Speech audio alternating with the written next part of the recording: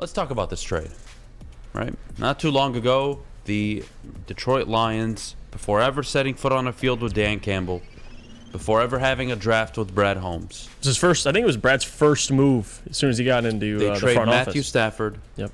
for Jared Goff and 2 first-round picks. Cool.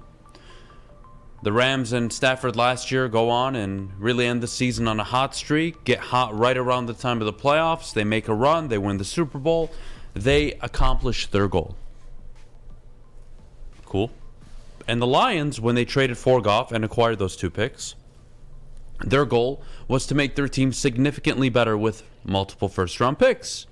So you saw the first time they ever used one of those picks, and that was on Jameson Williams. Unfortunately, you haven't seen him on the field yet, but you are now seeing this trade play out. And it's playing out really one of 2 ways you thought it would. 1, the Rams would contend and drop off, or 2, the Rams would contend and sustain it, and you would have 2 late first-round picks. Still better than none, right? But now the drop-off is happening. And this is where things get exciting. Matthew Stafford can't stay upright. The Rams have one of the worst offensive lines in the league. They have one of the worst run games in the league. With no Cooper Kupp, they are throwing to some white kid and Allen Robinson, who's hot trash, along with Tyler Higbee. They have no offense. On the defensive side of the ball, God bless them, Aaron Donald, Floyd, Jalen Ramsey, they're doing their best. But they're not on the same page. They can't win. Yeah. They would have to give up 10 points a game to have a chance to win. Bobby every week. Wagner. And that's not happening. It's not happening. This team has regressed completely on offense, and they have no shot, in my opinion, of getting to 7 wins. Mm-hmm. I'm thinking this is a 6-11 football team, potentially 5-12, depending on Cooper Kupp's return. The Rams are in bad shape. The Rams are in bad shape. And they're going to lose a lot of games, Jeff. And this isn't going to stop. This isn't just, a bad 3-week stretch. This isn't, it's the NFL. Right now they're struggling. They'll pick it back up. They got the Saints, the Chiefs, the Seahawks, the Raiders, the Packers, the Broncos, the Chargers, and the Seahawks. They're going to split with the Seahawks if they're lucky. They'll probably beat the Saints. Maybe. I'll give them the Raiders. And every other game, they should be underdogs. They should be underdogs against the Chiefs, underdogs against the Packers on the road, underdogs against the Chargers on the road, underdogs against Seattle on the road. And I would say even money against the Broncos. That's the reality. That's what we're talking about. This is a team down the stretch that could finish, I think, 6-11 or 5-12. It's not getting any better, Jeff. Help's not coming. Trade deadline's over. Yeah. OBJ's not saving this team. Cooper Kupp is down for the next 4, 5, 6 weeks. That's your offense. They are going to continue to lose. And that means the Detroit Lions likely will have 2 top 12 picks, depending on where the Lions go the rest of the year. But I don't want to worry about that right now. I want to talk about the Rams. This Rams pick likely will turn into a top 12 pick, Jeff.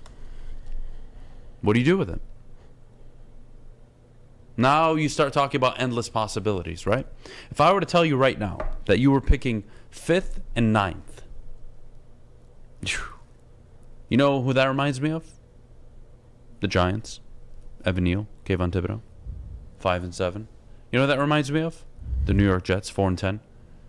Sauce Gardner, Garrett Wilson. Yep. Detroit. Just, again, I don't want to do the draft show today. Hear me out. I'm not trying to sell you on the draft. I'm selling you on reality. I'm telling you what reality is. The reality right now, the Rams suck, and so does your team. But your team's on a 2-game win streak. So I can't say anything bad about them right now. They've won 2 consecutive games. That's all I've asked this coach to do. He's done it. Zip. Having said that, as of right now, you have 2 picks in the top 12. You're in great shape. And you want to talk about changing a team? Boy, it must be nice to draft a Sauce Gardner and a Garrett Wilson, a Kayvon Thibodeau, and a Evan Neal. You will have that option this year, Jeff. Whether it's Jalen Carter and your franchise quarterback, or I don't care who. You have that opportunity. The Lions can get significantly better, along, by the way, with 2 second-round picks, along with 2 third-round picks. Again, I don't want to do the draft show, but can you not see it in front of you? This is your reality. I don't see how the Rams win more than 6 games, unless you think otherwise. No, I'm with you. I'm just looking at their picks currently. They have 4 picks in the top 62 as we speak right now. And the Lions legitimately have a chance. As of right now, as it stands, they have 2 of the best players, or at least 2 of the top 11 best players in the NFL draft. Like right now, they're mocked 8, the Rams pick is, and the Lions pick sits at 11 currently. Right now, the top 3 stands is Houston 1. This mock draft has them taking C.J. Stroud. And then the Raiders, number 2. This mock draft has them taking Bryce Young. And then the Panthers 3. And they're taking Will Anderson. So right now, this mock draft, just to have some fun with it, I'll read to you guys who the Lions take. At 8, Will Levis goes 7 to the Seahawks. Interesting. And then 8, the Lions draft Keely Ringo out of Georgia, which is a great pick. And then at 11, you're going to love this, Adam. At 11, they go Michael Mayer, tight end out of Notre Dame. So they they get their tight end, which honestly I completely disagree with that one. I'd much rather see a defensive lineman or edge, whatever you need. But yeah, rather than a tight end. But anyway, how it stands is the Lions are in a great position. And we talked about, would you rather them have a top 5 pick or would you rather them improve, get to 6-7 wins? Lions have a legitimate shot to do both. They can improve, and if the Rams continue to suck, as they've been trending downwards, because don't forget, even with Cooper Kupp, even with Matthew Stafford, they weren't winning games. Now you have a Matthew Stafford who's coming off a concussion. You have Cooper Kupp probably out 4 to 6 weeks. It was a high ankle sprain. That's typically the timetable for that. We'll see. He was 80% of their offense, so that's a big deal. The Rams are trending downwards, and that's good for the Lions. You have an opportunity to have 2 top 11 picks. We'll see how it trends. I don't think the Lions, when it's all said and done, they'll probably be top 13, I would say. Let's say it was today. At the best. Let's say it ended today. Okay? You have 2 in the top 11. You have 8 and 11. Who Yep. are you taking at 8? And I actually who can be there? It would be, I like what they did in this mock. I like Keely Ringo, corner out of Georgia. Really? I would take a chance on Miles Murphy.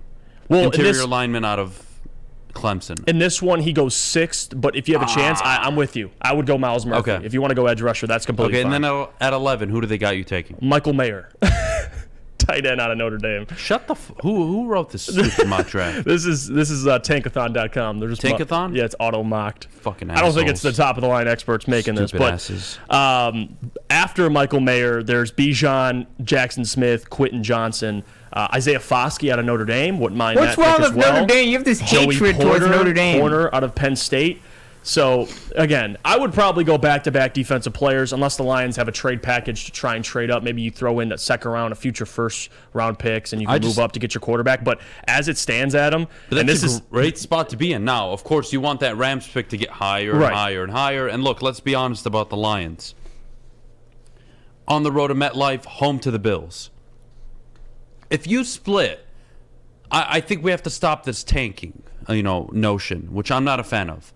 Because if you tank, you're going to lose your head coach, and that means he sucks, and it's not going to work, right? Right. So let's just all be real about this for a second. You can't have it both ways. You can't tank and then like your head coach and believe in him. That's not how it works, okay? So once we figure that out, I think we'll all be on the same page. Cool? Mm-hmm. Great.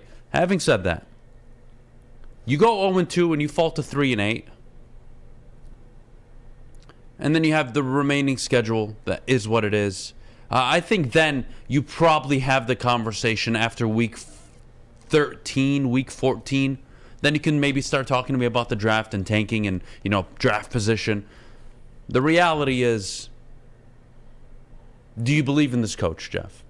Do you believe he can be a head coach in the future that you can ride with? And why I'm asking you this is because if you believe in him, you shouldn't care about draft position. But if you don't believe in him, then I believe you have, as an individual, it's your opinion, all of you can have it. If you don't believe in him, then you should care about the draft position.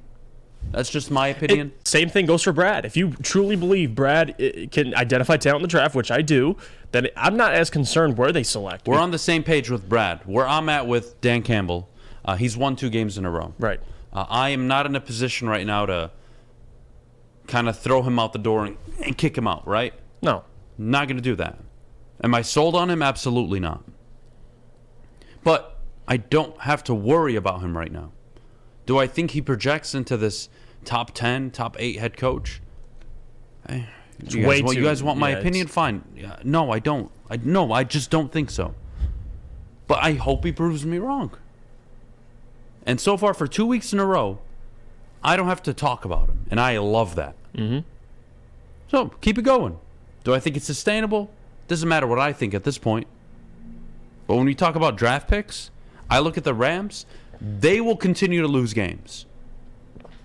I'm not sure how you fix an offensive line mid-season anymore. Hell, way past mid-season now. Yeah, you don't fix the wide receiving core you have. You don't fix the run game. You're going to be lining up Cam Akers in the slot pretty soon. Hell, Tyler Higbee may line up at running back. They have no options. They have no depth. The Rams will continue to lose. And really the whole point of me saying this is gear up, Detroit, because this offseason is going to be a very interesting one. Mm-hmm. You thought picking what? 2 and 32 was nice? Wait till you pick in the top 10 with a pick that wasn't even yours. And now who knows where the Lions finish, right? Do they finish 4 and 13 or do they finish 6 and 11? I don't know. I don't know right now. That is just a what if. But if they finish 4 and 13, you probably have 2 picks in the top 7. And if they finish 6 and 11, you probably have 2 picks in the top 11, top 12. Depends where the NFL goes, right? I can't really project that right now. But the point is, holy hell, gear up. That Matthew Stafford trade is really looking great right now for you. And it's really my whole point. And we're going to see what's available, too, because if you look at the draft right now, and this is kind of where I see it trending. I mean, you have the first 3 picks are all teams that need a quarterback, or at least would consider taking a quarterback. C.J. Stroud, number 1 to Houston. I see Houston still trending downward. I think they'll keep, 1, they're gonna 2, get or that 3. First overall pick. And they're taking a quarterback. And then number 2 would be the Raiders right now.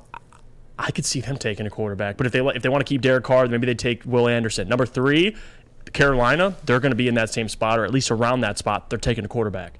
So, honestly, that thought of the Lions drafting a quarterback. Why is Will Levis still in the top 5? I'm not the guy to ask. Trust me, you know how I feel about Will Levis. I don't get it. He's 7 in this mock draft, going to Seattle, so we'll see. But, again, as much as Lions fans can sit here and say, I'm sick of Goff, I'm sick of seeing Goff, the reality is you might not be in a position to be able to trade up. Not that Brad couldn't, but the teams aren't going to be willing to trade back. But let's be real. And how many teams have traded up 8, 10, 7 spots? I mean, the most recent. And won the trade, though. Won the trade, yeah. Remember the Redskins traded up for RG3. That didn't work out. No, it didn't. The Niners, they traded up for Lance. That's not working out right now. Not so far. So that pick is a bust right now. Yes, a bust. That is a bust pick. That's the risk. That's the 3rd overall pick. That's the risk. That you traded up for. It is a bust. But, again, the context to it, the 49ers are a well-built team. They went all in on their future franchise quarterback. I respect the move. Don't get me wrong. But right now, it is a bust. Because I have yet to see him play because he's injured right now. It's different if you take a guy when he falls to you and when I have rather seen him, than trade up 3 and first-round picks. And when I have seen him, he's looked pedestrian at best. Yeah. The pressure's... Herbert, you didn't trade up for Herbert. You didn't trade up for Tua. You didn't trade up for Burrow. You didn't trade up for Mahomes. Oh, excuse me. The Chiefs did actually. They traded to 10, right? A couple spots. Yeah, it wasn't And then ridiculous. Houston, 12. Watson. The Ravens traded into the end of the first round for Lamar. See, it's different. The Packers stayed put at 24 for Like, if the Rodgers. Lions traded up and took Bryce or CJ, you bet they have you got a red dot sight on how those quarterbacks perform. Well, it's just more pressure. That's the risk. And you know what? We talked about Jeff Okudah. We'll bring him up in the second hour. But going into this year, he has been a bust for you so far. Injured, unavailable, and when he's played, he hasn't looked any good. As the 3rd overall pick, that is a missed pick. And you know what? To this day, it still is. And that's not his fault, and it's not the coach's fault, and it's not this regime's fault. Right. But that's just the reality of the pick. And just if Trey Lance isn't their franchise quarterback, you know what he is, Jeff? A fucking bust. That's what he is. That is what he'd be. And just before we go to break, just to give context, Hendon Hooker, for all the Hendon Hooker fans, he went 23 to the Jets. Interesting. And then Jets need a quarterback too. And then Anthony Richardson, you'll love this, Lions fans. God. He goes 42 to the Detroit Lions. Jeff, I'll honestly, pass sometimes when you say things I really don't want to hear I'll them. pass on Anthony Richardson. Yeah, Malik Willis. Where's the Malik Willis crowd? Draft the number 2. Yeah, so Some of the best moments I've had doing the show. point being, if you're taking a quarterback late, give me Hendon Hooker. I'll pass. I'm with Nico on here. Draft Jake Moody. I'm down to draft Jake Moody in the 4th or 5th round. Yeah, me too. Now, that's an NFL kicker. I'm just saying. Forget your bias. I don't care who you are. That's a legit NFL kicker. He walks into the league day 1. He's a kicker. 55 plus, easy. He's money.